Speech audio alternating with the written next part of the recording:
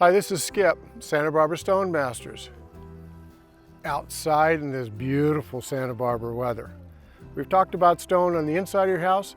This episode we're going to be talking about stone on the outside of your house, vis-a-vis patios, pool coping, etc. et al. Let's go take a look at one example that we find really frequently in Santa Barbara, and it's a great choice. See you over there. So here we are looking at a great example of a very commonly used natural stone on the outside of a house, in this case a pool coping, flagstone, otherwise known as sandstone. What is it? Compressed sand. Think about that, sand, right? So in a water environment, what do you have to be concerned about? Is the stone protected? Is the stone going to absorb water? Or is it going to repel water? If it's not properly protected, particularly as a coping, what starts to happen to flagstone or sandstone or a sandstone? It begins to start to spall. Now, what is spalling? Spalling is the peeling, flaking, cupping, degradation of the surface due to water intrusion over time. It's purely based on water.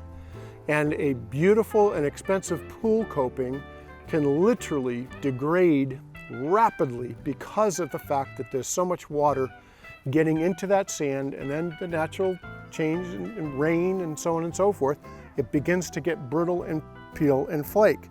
And let me point that out to you. Here's an example of spalling.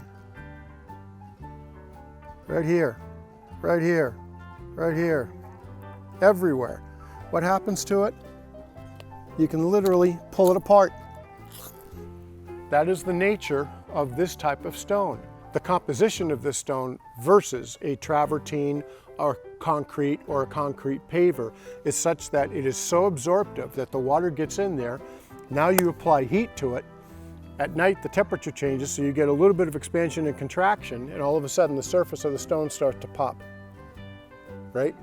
So preventing water from getting below the surface is critical on a product, on a stone that's comprised only of sand.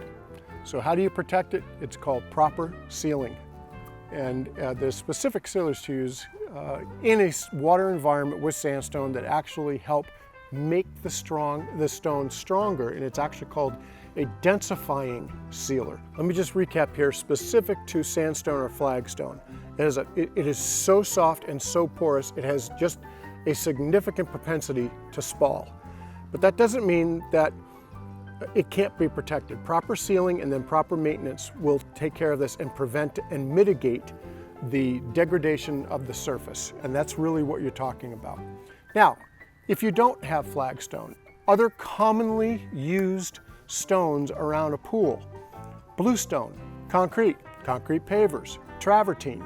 In a water environment, it's critical to properly seal those stones too, because, you know, food staining, traffic pattern wears, the general protection of the surface so it doesn't get compromised, so it doesn't get stained and or water damage.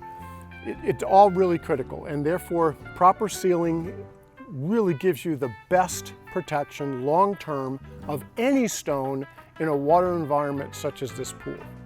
So thanks for joining us today on this episode. Hope it was informative with respect to flagstone specifically. If you have an issue with flagstone now, you need some flagstone protected, you need it restored, please look us up, sbstonemasters.com. Look forward to meeting you and discussing your project.